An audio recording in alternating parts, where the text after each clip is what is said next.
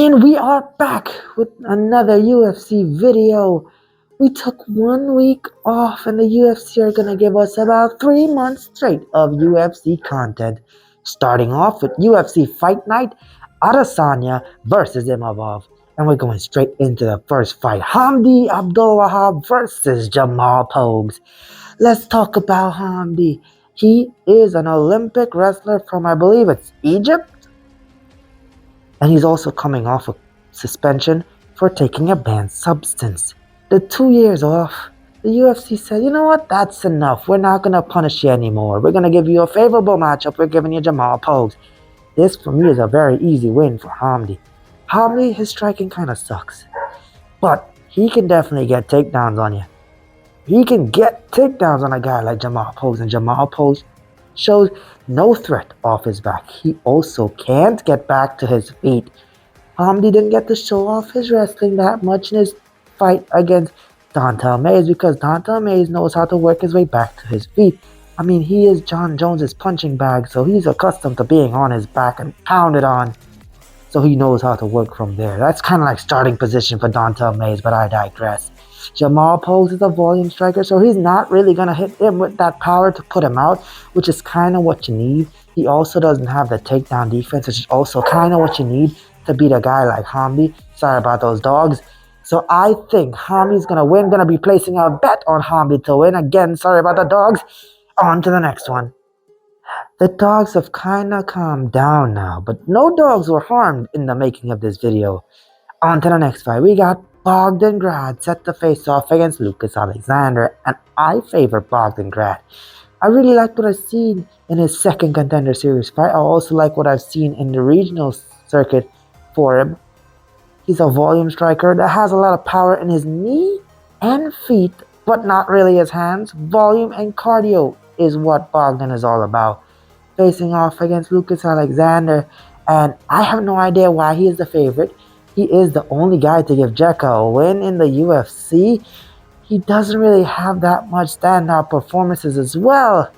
I think Bogdan is way too tough for him. His pressure is going to be a lot to deal with.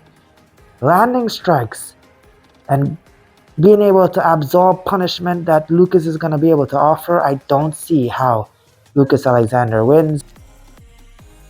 I'm not going to be placing bets because it is a UFC debut, but the pick is going to be Bogdan Grad to win.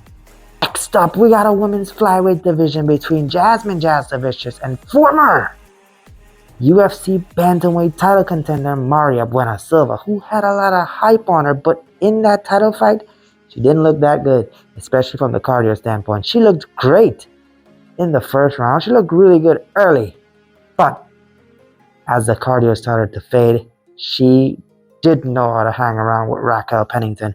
She can look good in the early stages of this fight and give Jasmine some pressure, but I think Jasmine can weather the early storm and then impose her will with wrestling, implementing a very heavy wrestling kind of game plan.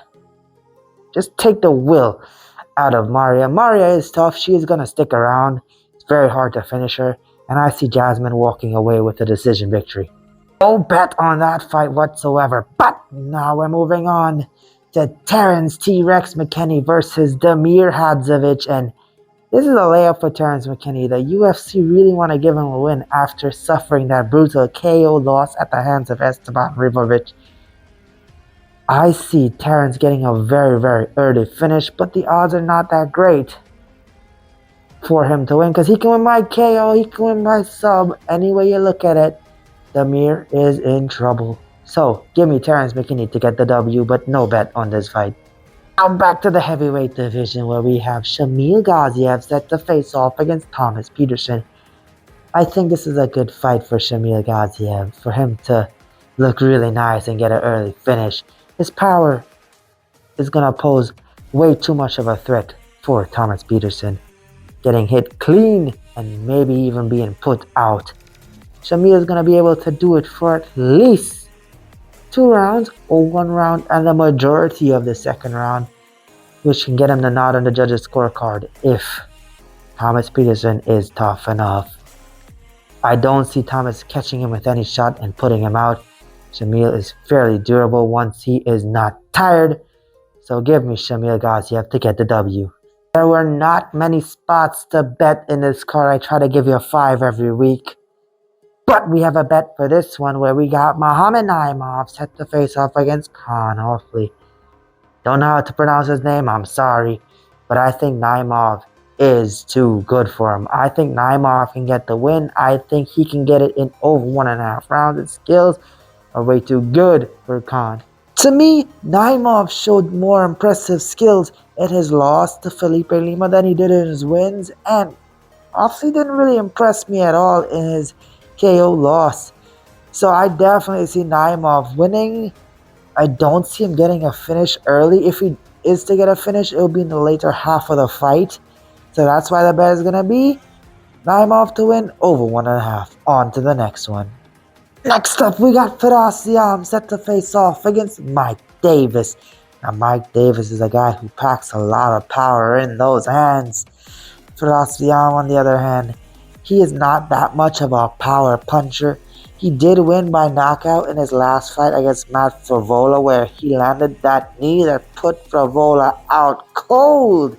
But don't expect to see much of that in this one. He's more of a point fighter. I see Ziam managing to outpoint Mike Davis and avoid the powerful shots, which is why I'm going to be placing a bet on Ziam to win. Next up, we got Nurmagomedov set to face off against Vinicius Oliveira. Now, I've been wrong about Vinicius in the past, where I thought he was going to lose handily to Ricky Simon, and that was not the case. Ricky got completely out-dogged by Lockdog. However, he's facing a guy in Nurmagomedov, and don't let the Nurmagomedov name fool you. This dude is really good at striking. He has good defense. He's more technical, very kick-heavy. And when all else fails, he goes to guillotines and they work. I can see Nurmagomedov getting the win. The value is not there, so I'm not going to be placing a bet on it. Oliveira can win, but my pick is going to be Nurmagomedov to get the job done. Next up, we're going to the big boys, where we got Biggie Boy, Jairzinho Rozenstruik, facing off against Sergei Pavlovich. And I see it as going one-way traffic to Sergei Pavlovich. I see him winning in the first round, as he normally does by knockout. His striking is nice in the heavyweight division, but it's all about the power.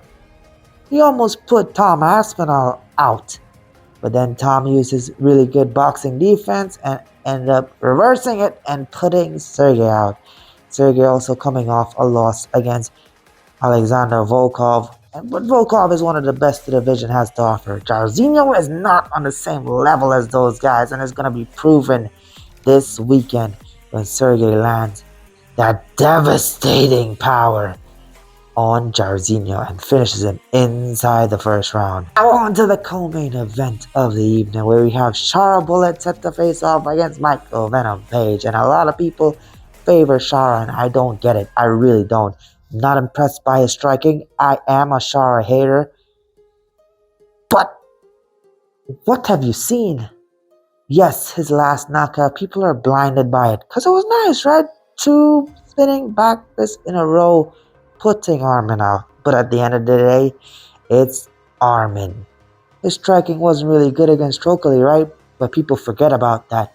Michael Page struck with Ian Gary, and Ian Gary won his fight because Ian Gary wrestled.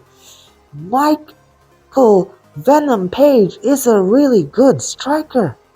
And he's moving up a weight class. He's more skilled than Shara when it comes to striking. So I'm betting on Michael Page to get the job done.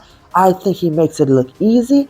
I think he makes me rich this weekend. Shara is going to get exposed and the undefeated record is in jeopardy.